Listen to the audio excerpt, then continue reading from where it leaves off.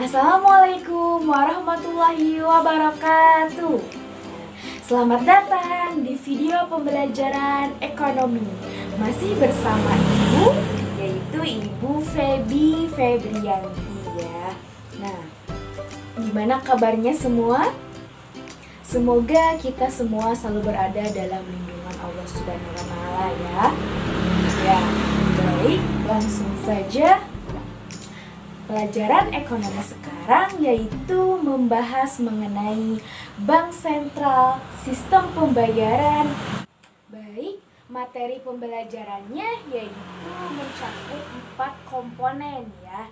Yang pertama yaitu mengenai bank sentral. Yang kedua yaitu sistem pembayaran dan peran sistem pembayaran dalam perekonomian. Selanjutnya yang ketiga yaitu peran BI dalam sistem pembayaran ya. Yang keempat yaitu penyelenggaraan sistem pembayaran non tunai oleh bank sentral. Ya, baik, langsung saja ke pembahasan atau materi yang pertama yaitu mengenai bank sentral ya. Nah, ada yang tahu di sini apa itu bank sentral? Ya, baik. Ibu akan menjelaskan ya sekilas mengenai pengertian bank sentral.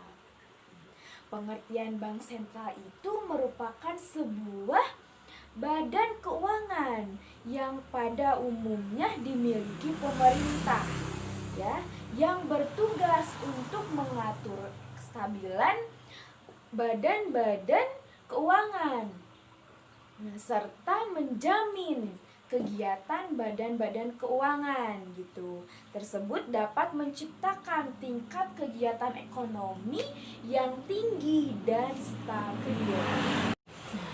Lalu, bank sentral di Indonesia itu adalah Bank Indonesia atau BI ya. BI. Nah, BI ini memiliki tujuan tunggal untuk mencapai dan memelihara kestabilan rupiah. Nah, kestabilan nilai rupiah ada 2 aspek ya. 2 aspek. Yang pertama, kestabilan nilai mata uang terhadap barang dan jasa. Lalu yang kedua yaitu kestabilan terhadap mata uang negara lain. Nah, selanjutnya kita ke pembahasan yang kedua yaitu mengenai sistem pembayaran. Nah, sistem pembayaran ini dalam Undang-Undang Nomor 23 Tahun 1999 tentang Bank Sentral, di mana sistem pembayaran adalah sistem yang mencakup seperangkat aturan, lembaga, dan mekanisme yang digunakan untuk melaksanakan pemindahan dana guna memenuhi suatu kewajiban yang timbul dari suatu kegiatan ekonomi gitu ya. Nah, intinya sistem pembayaran berhubungan dengan proses pembayaran. Proses pembayaran akan sesuatu seperti jasa, barang, tagihan, dan lainnya gitu. Nah, lanjut ke peran sistem pembayaran dalam perekonomian. Nah, peran sistem pembayaran dalam perekonomian ini yaitu mencakup 4 ya, mencakup 4. Yang pertama, menjamin kelancaran pasar sebagai tempat transaksi.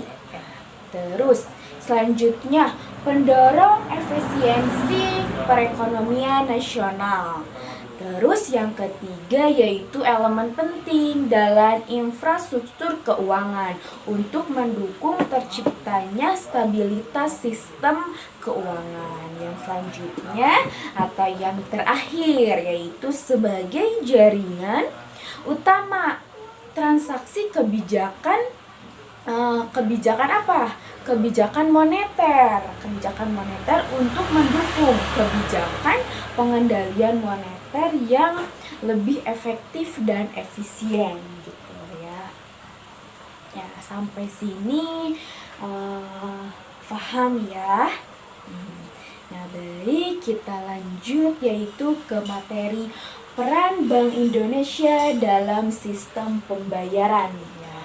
Nah, lalu apa sih peran Bank Indonesia atau BI ini dalam sistem pembayaran?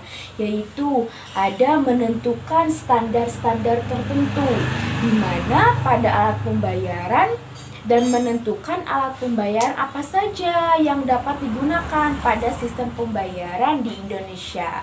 Terus yang kedua itu mengatur dan mengawasi lembaga apa saja yang boleh menyelenggarakan sistem pembayaran, baik itu bank atau lembaga selain bank ya. Nah, selanjutnya yaitu perannya itu sebagai pengawasan.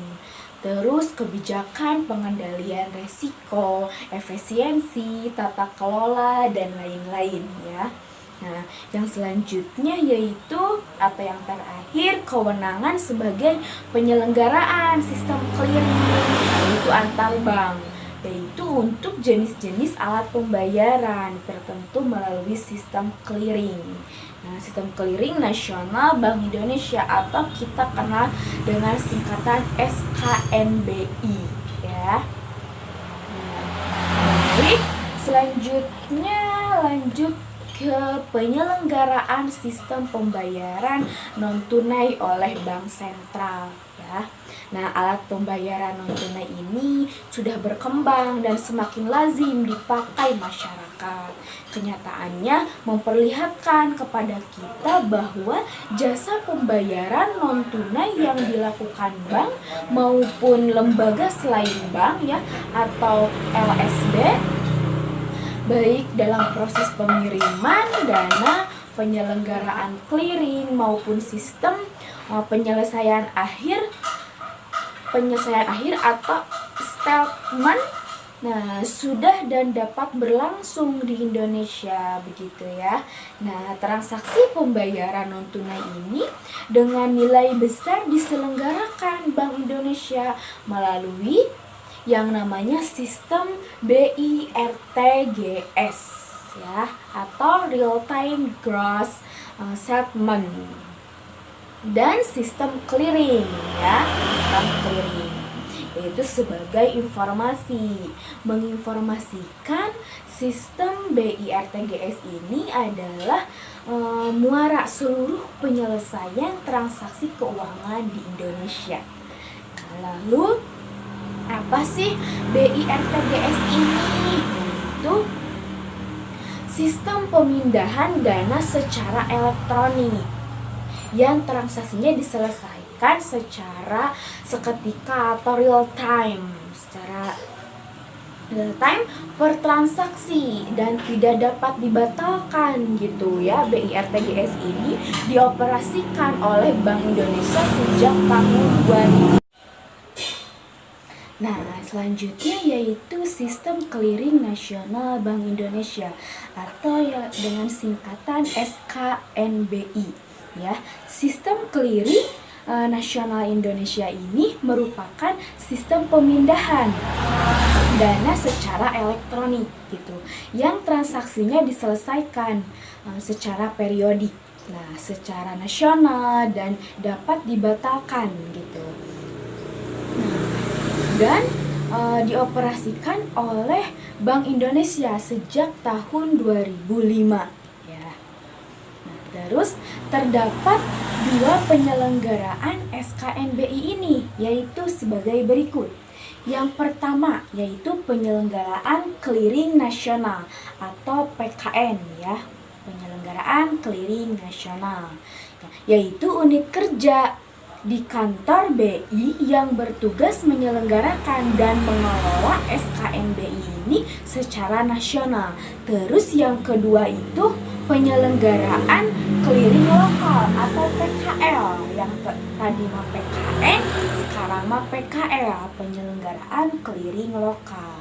Nah, yaitu unit kerja di BI dan banyak yang memperoleh persetujuan BI untuk menyelenggarakan dan mengelola SKNBI ini di suatu wilayah clearing tertentu gitu ya. Nah, baik. Nah, sampai sini materi pembelajaran tentang bank sentral, alat pembayaran dan sistem pembayarannya.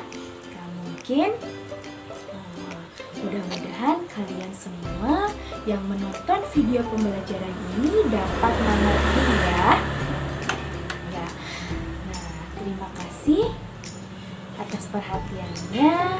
Assalamualaikum warahmatullahi wabarakatuh.